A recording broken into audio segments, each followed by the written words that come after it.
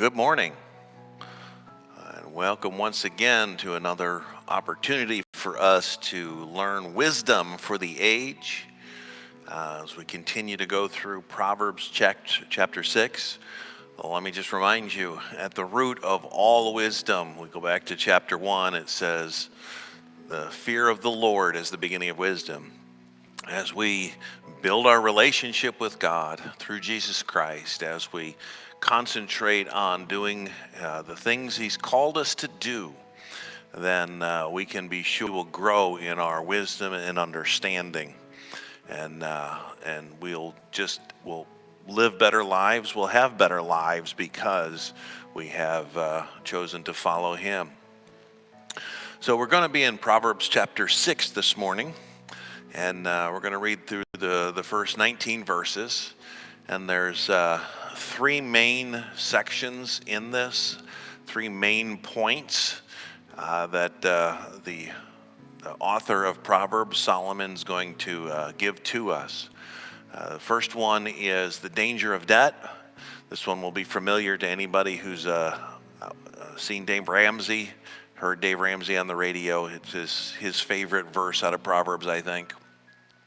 Then we're going to talk about the lure of laziness and compare ourselves to the ant. And then thirdly, the destruction of deceit. So we'll begin reading the first 5 verses is the danger of debt, Proverbs 6, beginning with verse 1. My son, if you have put up security for your neighbor, if you have shaken hands and pledged for a stranger, if you have been trapped by what you said, ensnared by the words of your mouth, so do this, my son, to free yourself.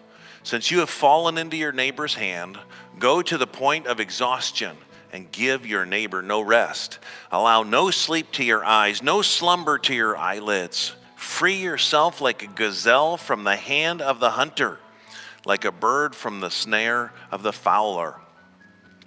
So the author here, Solomon, is warning us of the danger of getting ourselves financially ensnared in business dealings, in a bad business dealing. He's suggesting that it's not a good idea to put up security for your neighbor. In other words, I'll co-sign the loan for you is how we would talk about it right now. He's saying when you do something like that, when you make a pledge, at least your neighbor He says, if you put your security up for neighbor, if you shake hands with a stranger, to just give money or to agree to sign over, obligation to someone you don't even know. This is an extremely dangerous proposition.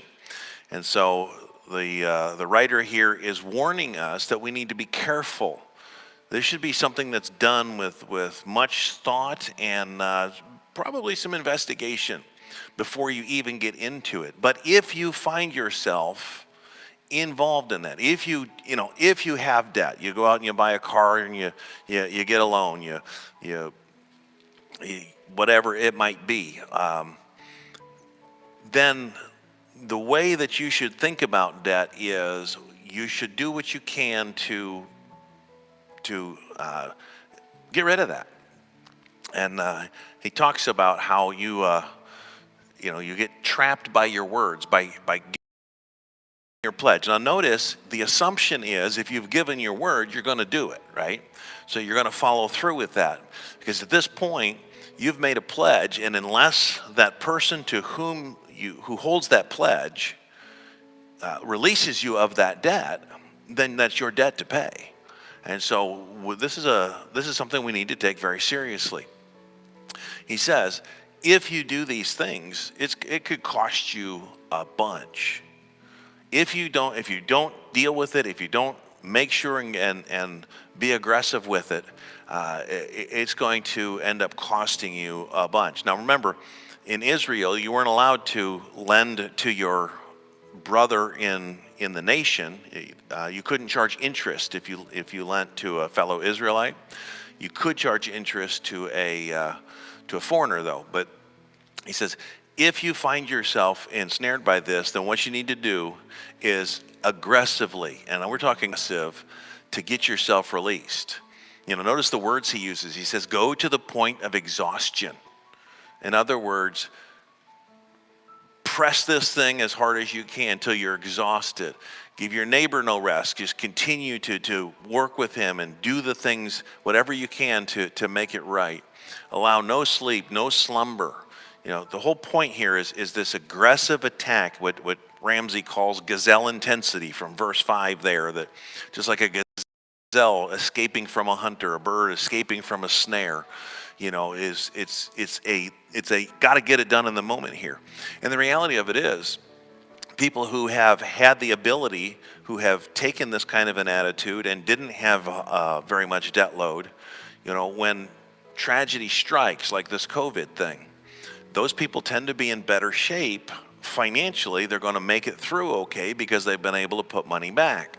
Now, I'm not saying that everybody who's struggling, has mismanaged their money. Some people just haven't been able to get much money. But it's an attitude that I'm talking about here, not an actual dollar amount. It's an attitude to make sure you, as best you can, to keep your resources freed up so that you're able to do what it is God's called you to do, and to be able to have the resource you need. And he goes on, and this is tied to the idea of debt, because in America, we'd rather buy something we can't afford, put it on debt, put it on time, than save the money ahead of time, because that's harder, right? And so it's important that we do that. He goes on in verse 6, it talks about the lure of laziness. Go to the ant, you sluggard, consider its ways and be wise. It has no commander, no overseer or ruler, yet it stores its provision in summer and gathers its food in harvest. And how long will you lie there, you sluggard? When will you get up from your sleep? A little slumber, a little folding of the hands to rest. And poverty will come at you like a thief, and scarcity like an armed man. So again, his point here is be like the ant, not like the sluggard. Again, this comparison, contrasting that we have seen so much of in Proverbs. He says, be like the ant. From the passage here about the ant, well, he's a self-directed worker. He doesn't have a boss telling him what to do, but he is going out and doing what he needs to do to get the job done, to be prepared, right? Secondly, he works for what he needs. He doesn't assume that someone's going to help him. He doesn't necessarily, and again, I'm not saying that, when people are in a bad situation that they shouldn't reach out for help. Of course, we have programs, and the church will help people in need. That's a part of what we do. But as a general attitude for life, my goal should not be to get as much from other people as I can. My goal should be to be able to work in such a way that I'm able to provide, because of the strength, gifts, abilities, whatever that God has given me. It's all based on the power of God. Remember that. But he works for what he needs. And thirdly, he prepares for the future. He stores his provisions in summer. He gathers the food at harvest. So he makes sure that he has enough. And anytime he has access to food, he's going to go get that. And he's going to prepare that. He's going to have that set. And again, in this COVID-19 thing, when it first struck, people went crazy. And it's still, toilet paper is still hard to get a hold of, and there are certain items that are still hard to get a hold of, because when it's on the shelves, people want to just grab it and hoard it, because they weren't preparing for the future. And there's a time and a place for us to just make sure that we have what we need. And again, this would come back to saving as well, so that when you have down times that you have resource. Instead, he says, don't be like the sluggard who sleeps too much, who's comfort oriented. I mean, he paints this picture. The guy, I'm just going to take another nap. He's not saying sleep's not important. He's not saying that we shouldn't take naps. But what he's saying is, if we don't do things in moderation, if it's all about our own comfort and I'm just going to sleep and I'm just going to, do whatever, and we don't pursue like the ant, then we will find ourselves in poverty. Most people who are lazy, who are sluggards, aren't going to do well financially and may end up in poverty. Again, not everybody in poverty is lazy, but if you are lazy, you're much more likely to end up in poverty. He goes on then to talk about the destruction of deceit. And he says, a troublemaker and a villain, who goes about with a corrupt mouth, who winks maliciously with his eye, signals with his feet and motions with his fingers, who plots evil with deceit in his heart. He always stirs up conflict. Therefore, disaster will overtake him. In an instant, he will suddenly be destroyed without remedy. There are 6 things the Lord hates, 7 that are detestable to him: haughty eyes, a lying tongue, hands that shed innocent blood, a heart that devises wicked schemes, feet that are quick to rush into evil, a false witness who pours out lies, and a person who stirs up conflict in the community. So he says, to quote Gollum from The Lord of the Rings, don't be tricksy. Don't live your life trying to get by through deceit. And he uses the different body parts, talking about the corrupt mouth and the malicious winking of the eye and the signaling with his feet, motion with his fingers, and the heart full of deceit. And then notice in verses 12 to 15, he then reiterates those things again in verse 16 through 19 as he's talking about the 7 things that God hates. Talks about our mouth, about the things that we say. Talks about our eyes, the haughty eyes, feeling like I'm somebody special. I'm important in my own eyes, kind of thing. The lying tongue, the hand that is quick to shed blood, the feet that is quick to run into to wickedness, to rush into evil. And he says, you will be destroyed immediately. Okay?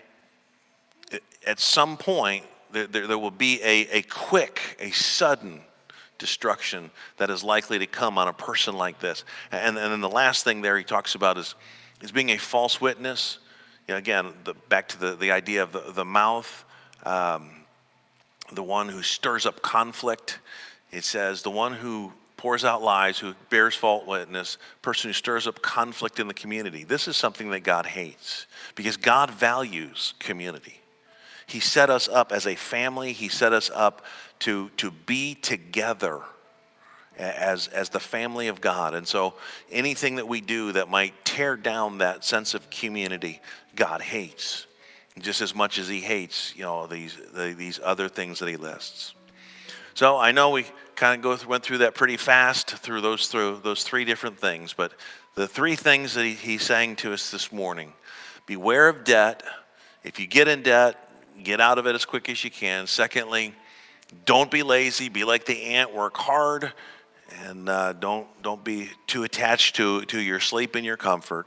And thirdly, don't be deceitful. Don't stir up trouble in the community. Instead, use your mouth, use the resource you have to build community. Thank you for being here today. I hope you have a great day. Looks like it's going to be a beautiful day out today. Just be blessed by God in all that you do. We thank the Lord for his grace. God bless you, and we'll see you on Wednesday.